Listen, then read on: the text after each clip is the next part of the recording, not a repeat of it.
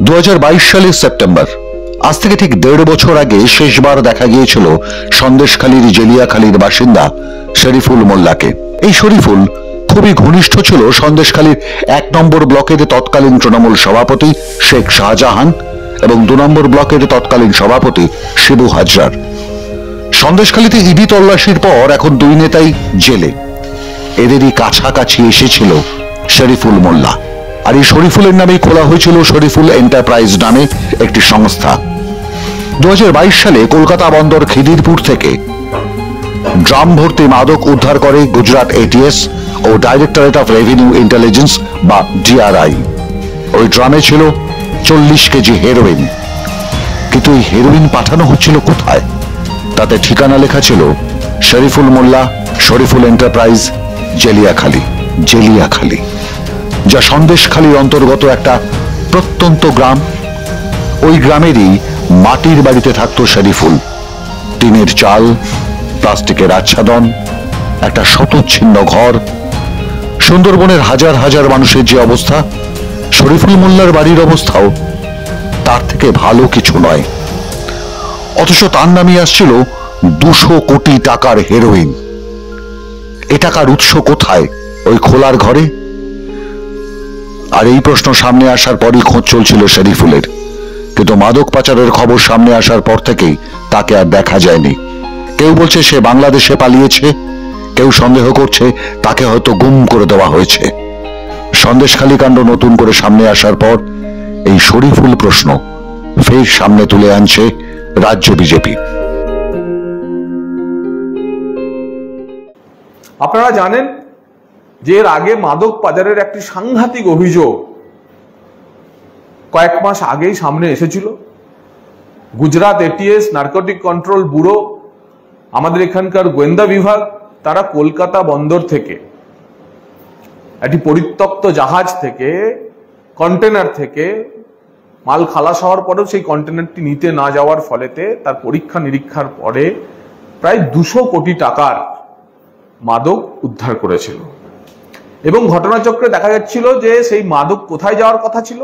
সেই মাদক পৌঁছাতো এই সন্দেশখালীর, এই জেলিয়াখালীর শরীফুল এন্টারপ্রাইজ নামে একটি ব্যবসায়িক সংস্থার কাছে। তো এই শরীফুল এন্টারপ্রাইজের যে মালিক শরীফুল মোল্লা, সে একজন দিনমজুর। এবং ওই মাদক ধরা পড়ার পর থেকে আজও পর্যন্ত শরীফুলের হদিশ নেই। আপনারা যারা তদন্তকারী সাংবাদিকতা করতে গিয়ে জেলিয়াখালীতে সেই সময় গেছেন, তারা শরীফুলের বাড়ি, তার পরিবারের সবকিছু ইত্যাদি তদন্ত করে দেখেছেন যে আফগানিস্তান থেকে করাচি বন্দর থেকে দুবাইয়ের জেলেবালি থেকে আর কলকাতা বন্দরে যে ড্রাগ এসে নামলো 200 কোটি টাকার ড্রাগ, সেই ড্রাগ পৌঁছাতো সন্দেশখালীতে। জানেন, আমাদের রাজ্য সভাপতি ডক্টর সুকান্ত মজুমদার এবং আমি এই দুজনে মিলে এর সঙ্গে যে সরাসরি শাহজাহানের যোগাযোগ রয়েছে তা নিয়ে সে সময় আমরা এই মাদক চক্রের মূল কিংপিন হিসেবে তারা যে রয়েছে তা নিয়ে আমরা সাংবাদিক সম্মেলন করেছিলাম। এবং এর পরে এই শাহজাহান আমার এবং সুকান্তদার নামে কলকাতা হাইকোর্টে 10 কোটি টাকা 20 কোটি টাকার মানহানির মামলা করেছিল। আমাদের আহ্বান যে কয়েকটি প্রশ্নের সঙ্গে যে শরীফুল এখন কোথায়। তারপর থেকে এখনো পর্যন্ত শরীফুলের কোনো হদিশ পাওয়া যায়নি। আপনারাই বলেছিলেন যে কেউ শরীফুলকে যে বাংলাদেশ চলে গেছে, কেউ জানিয়েছিলেন তাকে গুম করে দেওয়া হয়েছে। তো যার নামে 200 কোটি টাকার মাদক আনা হচ্ছিল, সেই শরীফুল মোল্লা এখন কোথায়? রহস্য উদ্ধারে এখনো তদন্ত চলছে, তবে প্রশ্ন উঠছে টাকার উৎস নিয়ে। ইডি যে তথ্য পেশ করেছে তাতে দেখা যাচ্ছে চিংড়ি মাছের রফতানি ঘিরে কোটি কোটি টাকার দুর্নীতি হয়েছে। এর মারফত কালো টাকা সাদা করা হয়েছে। আর এখানেই জড়িয়ে যাচ্ছে মাছের সঙ্গে মাদকের সম্পর্ক। প্রশ্ন উঠছে, ওই মাদক পাচারের সঙ্গে কি এই মাছ ব্যবসার কালো টাকা জড়িয়ে আছে? টাকা কামাবার নামে অন্ধকার জগতে নেমে তৃণমূল কংগ্রেস নেতারা কি মাছের বেআইনি কারবারের সঙ্গে মাদক কারবারেও জড়িয়ে পড়েছিলেন, পুরোটাই বিজেপির অভিযোগ। কিন্তু এই ঘটনা সত্যি হলে সারা বাংলার মানুষ যে আরো একবার শিউরে উঠবেন তা বলার অপেক্ষা রাখে না। শুনুন এ নিয়ে বিজেপির অভিযোগ।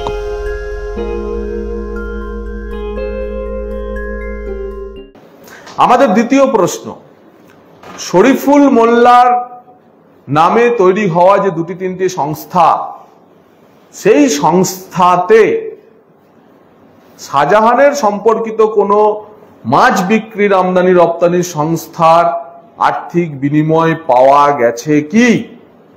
অর্থাৎ প্রশ্ন উঠেছিল যে শাহজাহান বাহিনীর যে কিভাবে আমরা মাদকের সঙ্গে সরাসরি যুক্ত।